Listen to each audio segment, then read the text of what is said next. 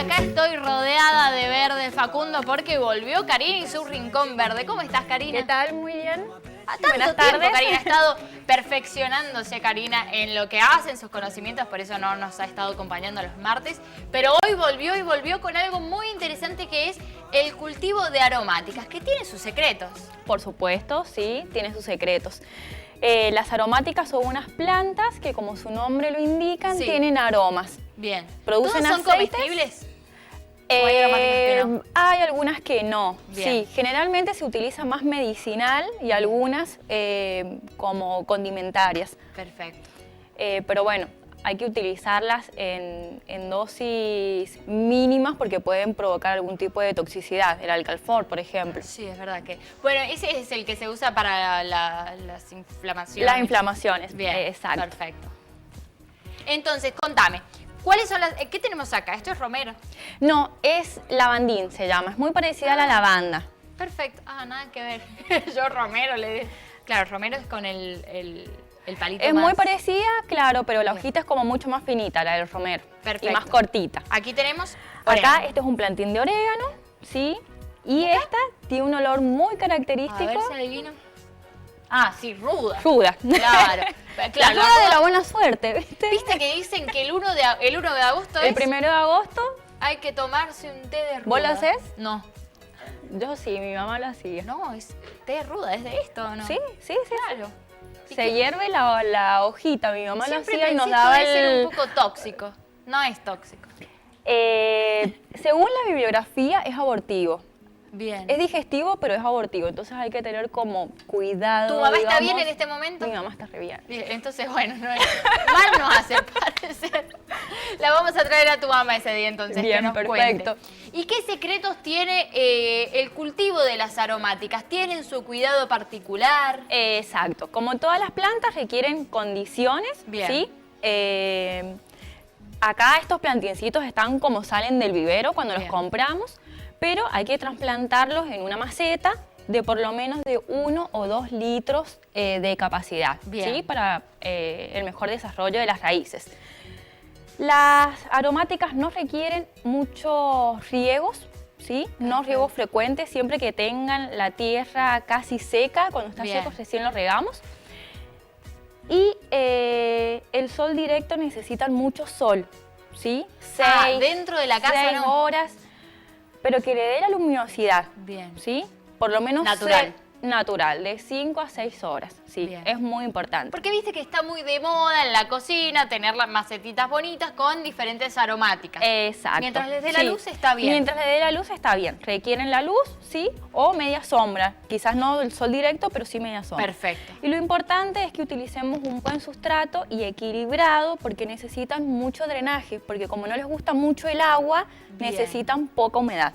Perfecto. Esos son los secretitos. Y con el tema de las estaciones del año, ¿cualquier estación es perfecta para el cultivo de aromáticas o hay alguna en particular que se aconseje? Generalmente las aromáticas se multiplican o en otoño o en primavera. Bien. Se multiplican y se trasplantan, ¿sí?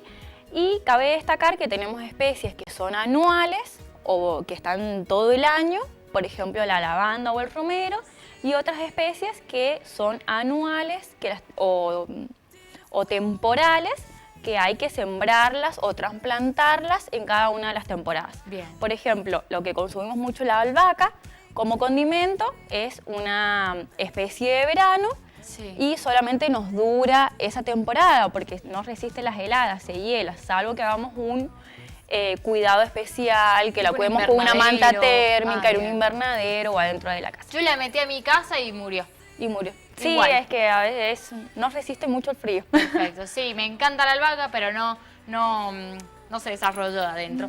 Y contame, con el tema de, viste que claro, uno como muchas veces las utiliza para cocinar, las vive cortando. Exacto. El tema de la poda, pero esta poda que yo hago todos los días para comer. Bien. Bueno, ¿Cómo la se idea hace? es realizar siempre en pequeña medida la cantidad necesaria que vamos a utilizar, Bien. porque si nosotros podamos una tercera parte de la planta ya estamos afectando su crecimiento y su desarrollo. Bien.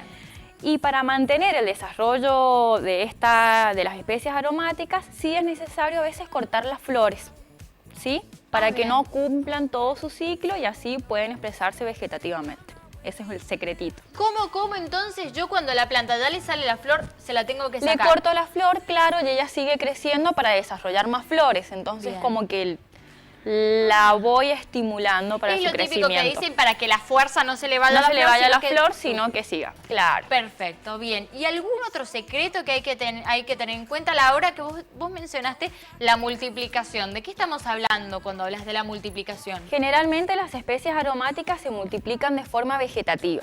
¿Qué es significa esto? Que nosotros cortamos un tallito de estas plantas y las ponemos en una macetita, ¿sí? Y antes con un tratamiento de hormonas enraizadoras, ¿sí? Bien. Que las compramos en el vivero para favorecer su crecimiento. De semillas es como un poco más complicada la multiplicación y es Bien. difícil conseguir las semillas de aromáticas.